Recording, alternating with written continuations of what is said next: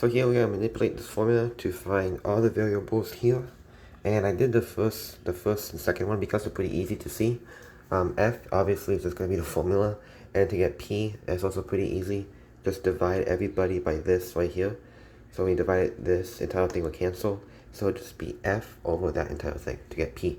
Now all M and T are gonna be a little tricky, but let's do all because all seems pretty okay. So here we see that we have a variable here and a variable there. So what I'm going to do is that I'm just going to divide everybody by p. So we have f over p is equal to 1 plus all over m to the mt. That's all I did. That's all I did. I just divided by p. And then we see that we're going to get all by itself. So here we have an mt, which is like a power. So I'm just going to take the mth root of both sides. So we see that we have the mt, and then we have root fp is equal, if we just did it here, this would just cancel the mt, so it'll just be 1 plus to the m. We can subtract 1 on both sides. So it'll be equal to O and m. Lastly, multiply everybody by m. So we see that our final answer is just going to be m and then mt fp. And minus, I'm going to distribute this m into here, so it's be minus m equal to r. So answer for r is just going to be m, and then the mth root of f over p minus m. Okay.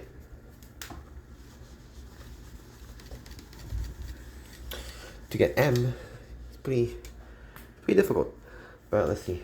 So fp 1 plus okay. So here, the first thing I can see is that we can just divide everybody by p again, which is going to be like the gist of it. 1 plus r over m to the mth root. Now, ooh, that's gonna be hard. But we see that I'm going to bring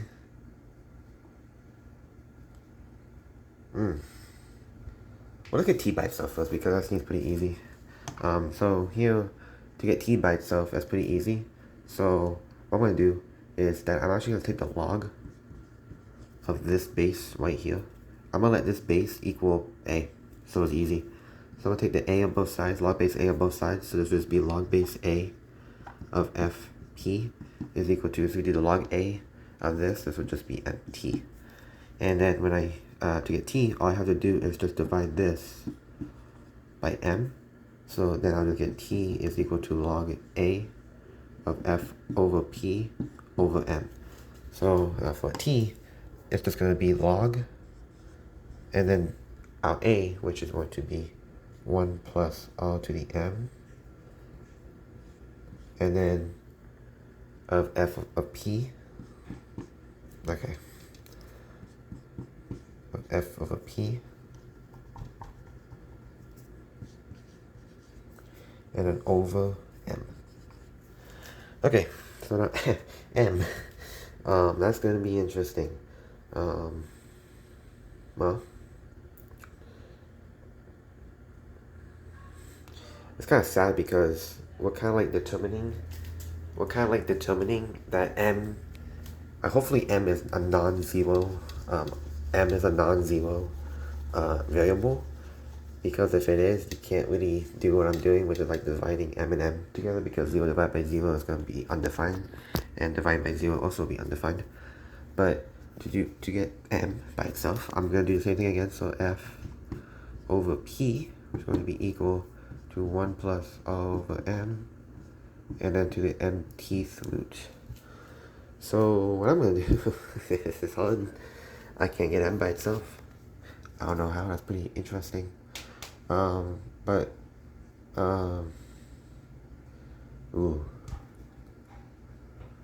This is such a weird one.